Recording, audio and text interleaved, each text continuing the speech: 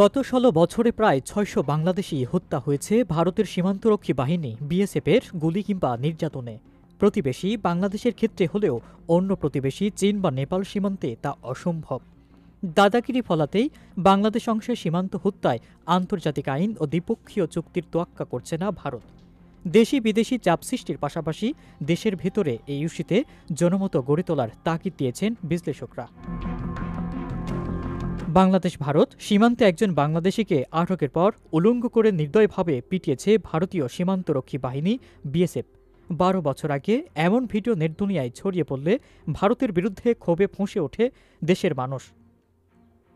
বন্ধু রাষ্ট্রের বিএসএফ সদস্যদের এমন নিষ্ঠুর নির্যাতন দেশবাসীকে হতবিহ্বল করেছে, ভাবিয়েছে ভারতের বিবেকবানদেরও।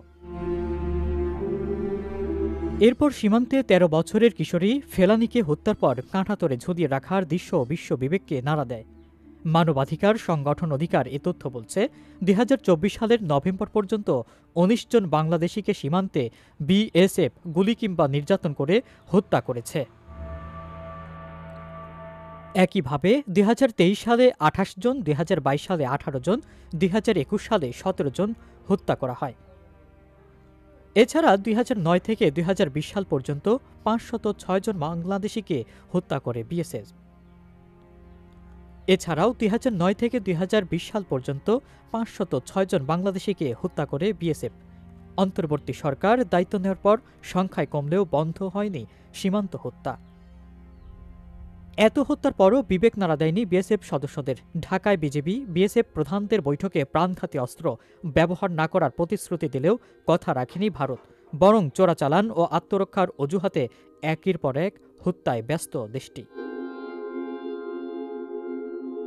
বিশ্লেষকরা বলছেন, বাংলাদেশ ভারত সীমান্তের বাস্তবতা বিশ্বের অন্যান্য দেশের সাথে মেলালে চলবে না, দেখতে হবে ভিন্ন দৃষ্টিতে। সীমান্ত হত্যা ও নির্যাতনের এক একটি ঘটনার পর সরকার নড়েচড়ে বসলেও তীব্র সমালোচনা হলেও কাজের কাজ কিছুই হয়নি বলে আক্ষেপ তাদের।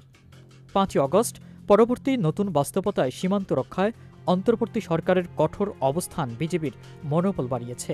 এমন প্রেক্ষাপটে সীমান্ত হত্যা বন্ধে আলাদা কমিশন গঠনের পরামর্শ বিশ্লেষকদের।